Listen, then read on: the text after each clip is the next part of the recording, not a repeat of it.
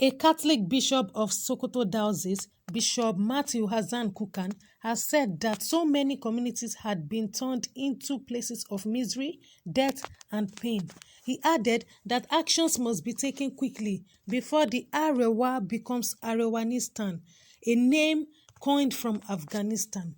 In his Christmas message entitled A Nation Still in Search of Truth and Vindication, Kukah, who lamented how he was heavily slammed in parts of the north when he first criticized the Nigerian government's handling of security situation in that part of the country last year, said in their sleep, on their farmlands, in their markets, or even on the highway, Nigerians had been mowed down and turned into burnt offerings to the gods of evil. Kukah said, when the Catholic bishops protested openly against the killings of our people in March 2020, they were accused of acting against the government with religious motives being imputed to their noble intentions. Now, we are fully in the grip of evil. Today, a feeling of vindication only saddens him as he has watched the North break into a cacophony of quarrelsome blame games over the tragic situation in the North. He continued, tales and promises about planned rescues have since deteriorated into mere whispers. Nothing expresses the powerlessness of the families like the silence of the state at the federal level. According to him, after over 7 years, our over 100 Chibok girls are still marooned in the ocean of uncertainty. Over 3 years after, Leah Sharibu is still unaccounted for. Students of the Federal Government College, Yauri, and the children from Islamia School, Katsina, are still in captivity. This does not include hundreds of other children whose captures were less dramatic.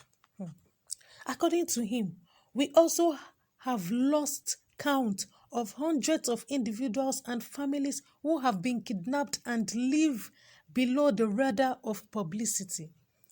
We have before us a government totally oblivious to the cherished values of the sacredness of life.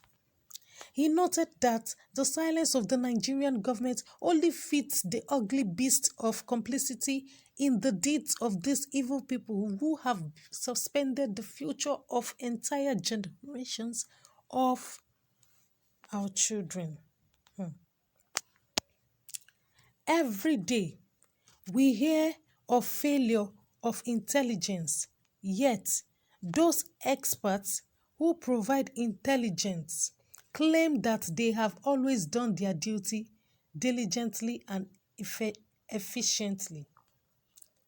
Does the President of the Federal Republic of Nigeria not believe that he owes parents and citizens answers as to where our children are and when they are coming home? Does the President of Nigeria not owe us an explanation and answers as to when the abductions, kidnappings, brutality, senseless and endless massacres of our citizens will end? When will our refugees from Cameroon, Chad, or Niger return home? We need urgent answers to these questions, said Kukah. He commended the efforts of our security men and women, and he called on the president, in collaboration with the governors who are doing their best to preserve and protect their people, to develop a more honest, open, and robust strategy for ending the humiliation of the people of Nigeria and restoring social order to the people.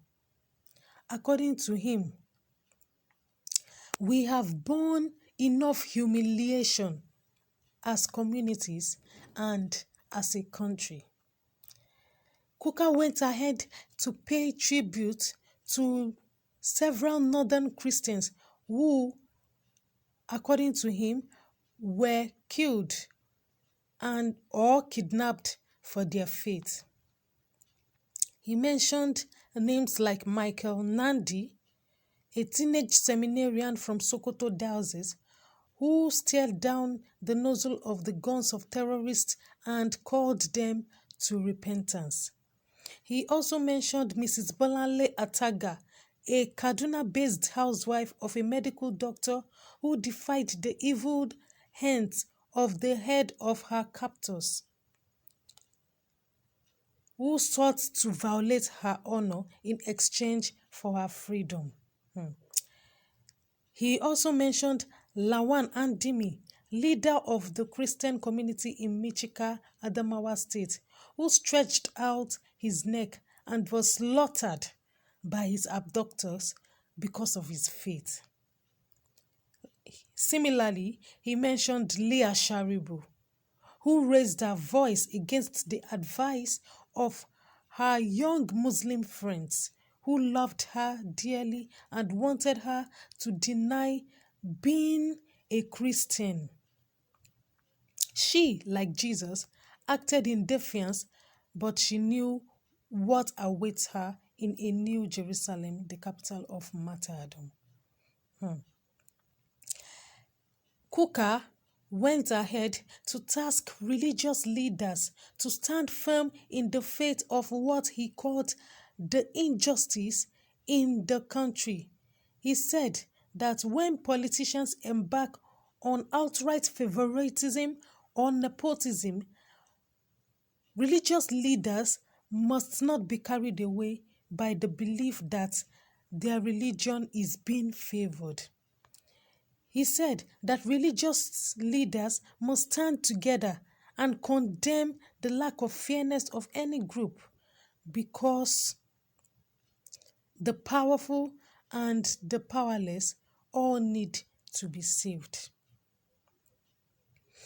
He seized the opportunity to tell the youths to come out to register and that they should be ready to vote. Please remember to subscribe to my channel, like my videos, and share. Thank you so much for watching.